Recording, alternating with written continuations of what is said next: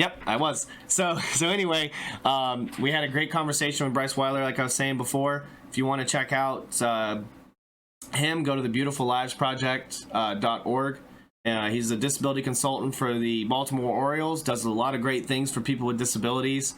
If you want to check out their events, go to that website and see what's going on. Obviously, the coronavirus is kind of screwing it all up. But once that kind of gets situated, give it a shot and listen to his great story. So like I said before, we had a second guest today. This is a guy that's been on a lot with us, Allan Bell Jr. of Sportsline.com, works out of 24/7 Sports. Dude is great. I kind of ran over on time, and now he's going to go golf. He's doing his best at social distancing, and he's with us right now. What's going on, Allan? How you doing today, brother? I'm doing good, buddy. You doing all right? Man, I can't complain. It's just another day in the life, dude. Just over here, our state is finally on lockdown, but I can't go to the grocery store, and radio is still essential. So I still have a job, and I'm still special. There we go, man. We're on lockdown too. Like you were saying, I'm actually about to go play golf. I'm playing by myself. The skate park courses are still open, so I had to get out of the house, get a little exercise somewhat. So, yeah, let's go do that, man. Isolate safely. We're all going to be good. Yeah, are you a fisher at all? Do you go fishing at all? Yeah, I love it, man. Fishing is a lot of fun, dude. I don't do it enough. I wish I did it a lot more than I do, but yeah, man, fishing's a blast, man. Yeah, man, I love to go fishing. I need to go down to the river sometime, especially with all this going on, if I have to stay isolated in a way. Head of Steel says, hi, Allan. Antoine Blaze says, mic check, because I was on muted for a second, because I don't know what I'm doing half the time. So let's get started. So you only have like 15 minutes, so let's talk a little bit about the draft. How's that sound? What is your... Who's your number one pick, man? Just tell us right now. Who do you think's going to go number one overall and why? Yeah, I mean, it's going to be Joe Burrow. And first off, Steele, what's up? Good to talk to you. Burrow's going to go number one. I mean, I don't think that there's any question. The Bengals could, try to pull off, a draft day heist, for that pick. But however, leverage isn't in their favor. I mean, we saw so many teams in free agency go after quarterback that there are only really 3 or 4 teams roughly that are even looking at a QB. So, I mean, the Bengals are going to have to go Burrow, and they need it. So it makes complete sense.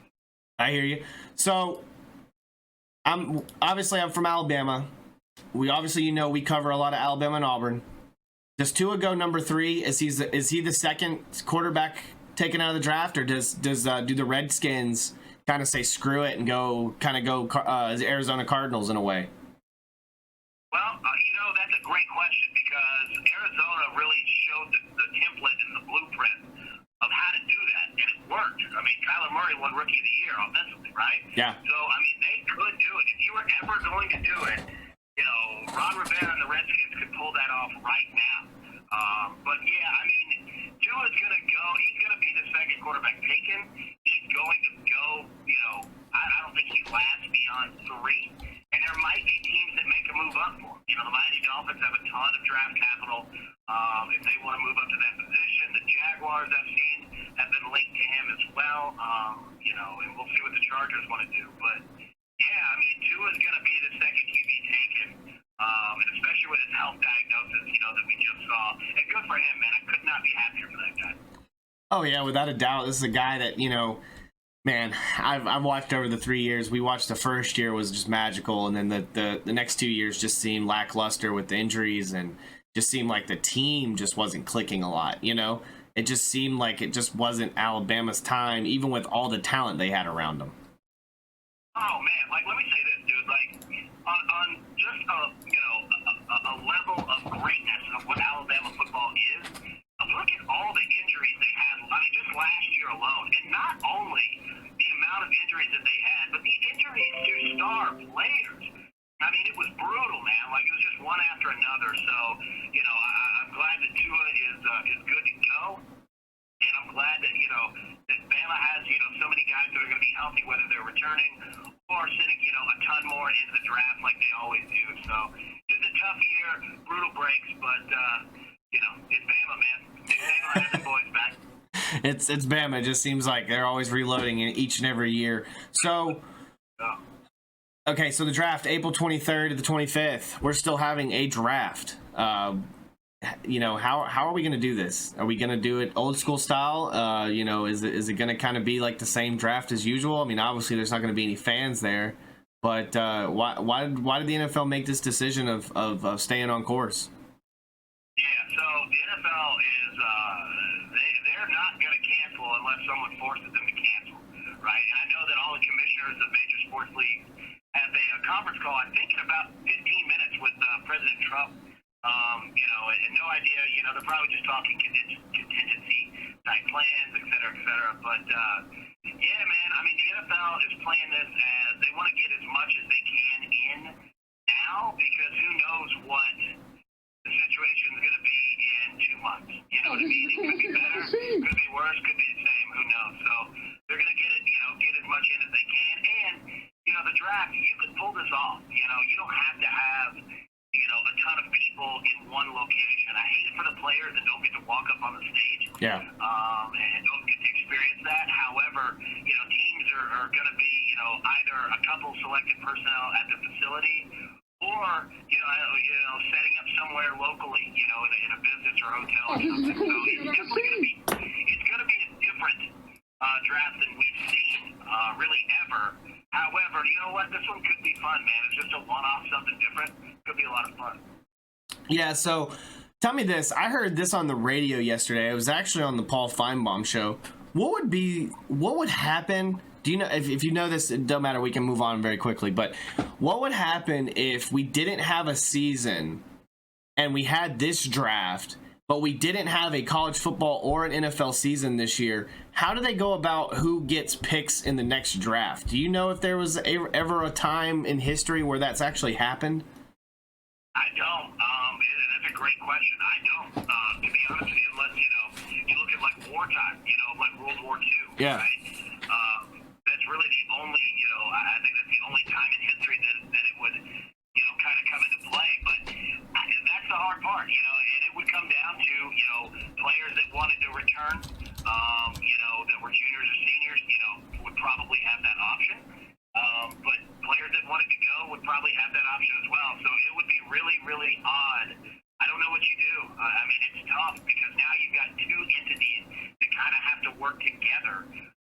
You know, with college and the NFL, it's hard. That's a lot of moving parts. I honestly don't know what the answer is. I really don't. So who's like one steal do you think that teams should be really looking for in the draft? Man, that's also a great question because you've got so many good players, especially in the first round. Right? Yeah. Like there are so many. I mean, that's the hard part. But, you know, I think that you're going to look at, you know, guys who are going to go very, very early because those are going to be your money guys. You know, somebody like a Chase Young, somebody like, you know, when the first wide receiver is coming off the board, you know, what do you do between Jerry Jeudy, Henry Ruggs, and CeeDee Lamb, right? Like all three can play. Yeah. They can all play at a high level, but which one fits your offense the best? Which one do you project to, you know, be able to do the most with, you know, your style of offense? It's really, really hard. So I think that, you know, it's not going to be, like, there will be diamonds in the rough for sure, but the hardest decisions are going to be the top players because there's so many that are in there in the first round. So I heard Mel Kiper saying Jalen Hurts was better than Jake Fromm. Who has a longer NFL career? Ooh, that is an excellent question. You know what? I'm going to say Jake Fromm. I think he has a longer NFL career. However, let me say this. That's nothing against Jalen Hurts. Yeah. Because Jalen Hurts has done nothing but prove himself time and time again. The hard part is this, is that where does he fit in? Does he get picked by a team like, say, the Green Bay Packers, okay? Say it gets to like second, third round, and they kind of pull a move very similar to Aaron Rodgers in the sense of, we're going to draft him, but we're going to sit him for a little while. Whereas Jake Fromm, comes in and has a better shot to play immediately. I mean, it all depends on where these guys go and how that specific coach and coaching staff, wants to utilize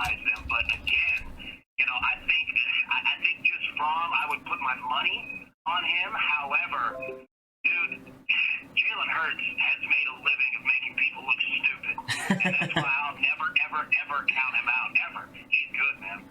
So, tell me as a Falcons fan, I see that in one of the mock drafts it has us picking a cornerback, C.J. Henderson out of Florida. Is that where the Falcons, do you think, are going to go with getting rid of Trufant and going with a little bit of a younger secondary? I honestly think if they couldn't get C.J. Henderson, even maybe an Xavier McKinney might be a good selection at safety, because it just seems like the Falcons just have they just always have that injury bug. And it seems like if Keanu Neal gets hurt another year, is Xavier McKinney a good option? Yeah, I think he is. I think both of them are. And, obviously you're going to go defense because look what you've done on the offensive side. I mean, I think the Falcons have 11, all starting 11 or first-round picks. Yeah. I think on offense, right? Yeah. Like, it's insane. I've never seen anything like that before. Like even Chris Carpenter, like even you know what I mean? Like, I'm not Chris Carpenter. What's his name from the from Alabama? Shoot, I can't remember. Our guard. No, it is James. What is Chris? Who's Chris? James Carpenter. Yeah. You're gonna go defense, right? Like, you're gonna do it, and secondary makes a lot of sense. And Dan Quinn, I mean, let's be honest, Dan Quinn is on as hot as a seat as there could be coming into the season. So he has got to get that defense playing the way that it ended last year. Like, a lot of people are gonna forget how well the Falcons played to end the season last year. Once Dan Quinn was announced, that he was coming back and made a few changes, on the coaching staff of moving guys around. So, yeah, I mean, I think either of those guys are going to be fine. Really, what the Falcons have to have and what Dan Quinn has to have is somebody that comes in immediately and can play. Like, that's what you have to have. And if they can get a guy that can do it, then you'll be just fine. All right, so before we let you go here in a few minutes, of course, we've got Allan Bell Jr. from sportsline.com, 24/7 Sports. Out of the free agents we still have left, who's the best free agent still out there? Probably Xavier McKinney. To be honest with you, it's got to be Clowney. And again, I don't know how much he's worth. I know that he wanted $20 million. Now he's at 17, 18 million. That's a lot of money for a guy like that. But he's got to be the best player, at least available, just by name and just by what he's done and what he can do, because he's still pretty young. So, if you had to put Cam Newton anywhere, what team would you want to see him with? Man, that's a great question, man. The Chargers make a lot of sense, but I don't know if they go and do that. The Jaguars would make sense. Let me say this. Cam Newton or Jameis Winston, both on the market. Yeah.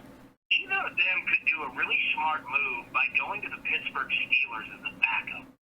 And what I mean by that is this, is that you're going to go in and Ben's going to be the guy for sure. However, how long is Ben really going to be there? And if there's no season, does Ben come back? I think that you're going to look at somebody who could be smart, take that number 2 position, maybe sit for a year, or, if Ben gets hurt again, you're the guy, and now you're taking over a playoff team immediately. I mean, the Pittsburgh Steelers were so good on defense, they almost went to the playoffs literally without a quarterback. Yeah. Right? So, it's going to be interesting who tries to go for an immediate starting position and who kind of looks ahead, tries to play this thing smart, and say, you know what, I could be the Steelers quarterback for the next, 5 to 8 years after Ben leaves.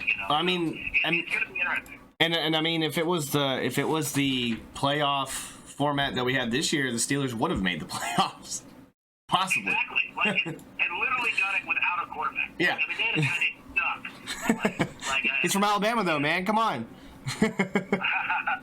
He was the Alabama duck call champion. Yeah. So, if I threw out a few names, do you feel like these players should be getting paid more than Jadeveon Clowney? DeMarcus Lawrence at $21 million a year, Frank Clark at $20 million a year, Trey Flowers at $18 million a year, Ngakoue at $17 million a year, Cam Jordan at $17.5, D Ford at $17, and Olivier Vernon at $17. Ngakoue Clay, yes. Cam Jordan, yes. It's tough. You know, DeMarcus Lawrence, I mean, that guy is amazing when he's on. And that's the thing. Like, you start playing, you know, the game of defensive linemen, specifically defensive ends.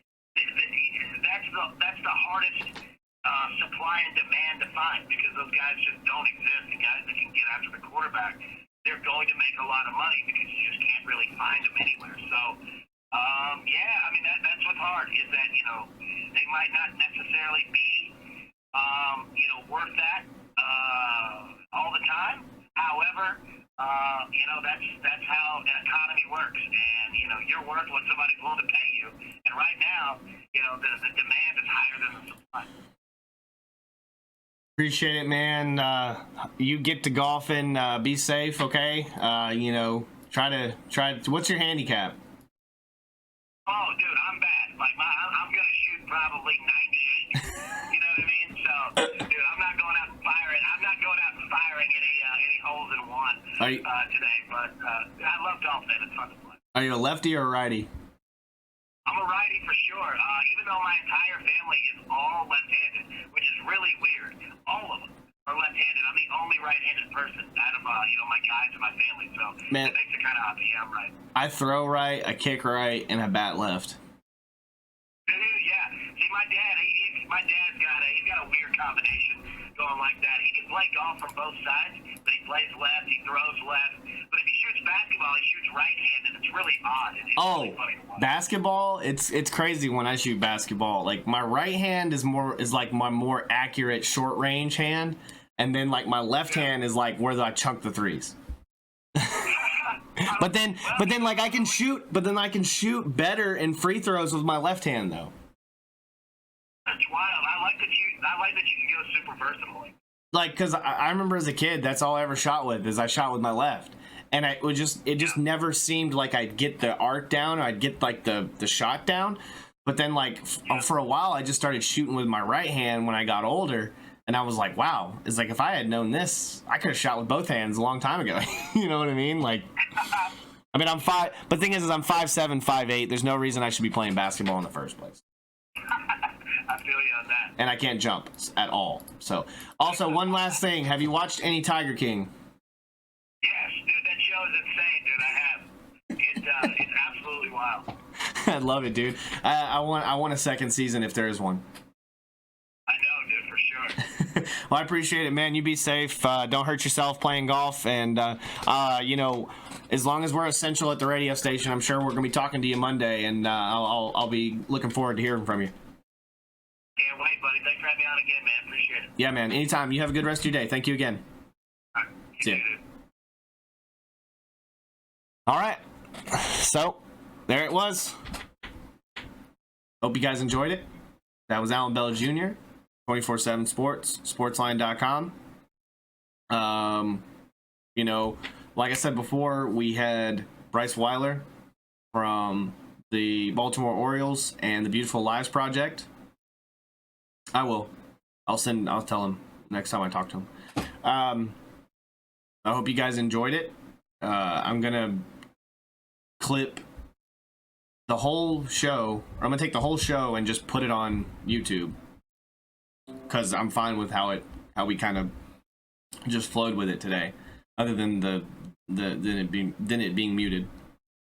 And then I'm gonna clip Bryce's by itself and have Bryce's all in one, and then tweet that out. So make it a lot easier for you guys to be able to retweet that if you could, and spread the word about Bryce, because I think that was a really good segment. I hope more people can help him out to talk about his story, because I mean, it's crazy that he can even do that, but he doesn't let his disability affect him, and so I thought it was something really special that we needed to kind of address. So hope everybody, like I said, enjoyed today.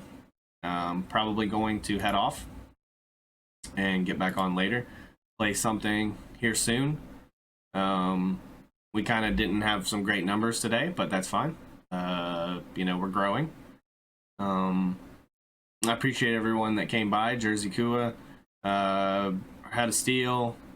my boy Charles, Antoine Blaze. Anybody else? Tense? No, he was here yesterday, I think.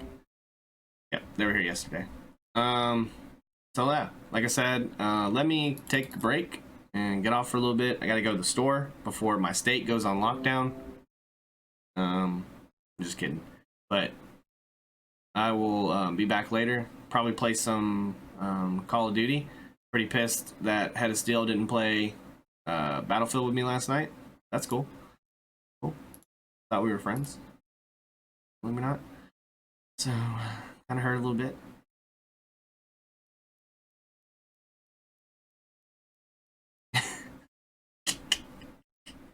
I'm just kidding. Just kidding, Steel. Just kidding, Steel. Anyway, I'll see y'all later. I'm gonna get off and I will playing Battlefield right now. How you get on during the day and then not tell me? Not cool, bro. Thought we were friends. Thought we were friends. During all this isolation and you have all this hostility, you don't even invite me to Battlefield.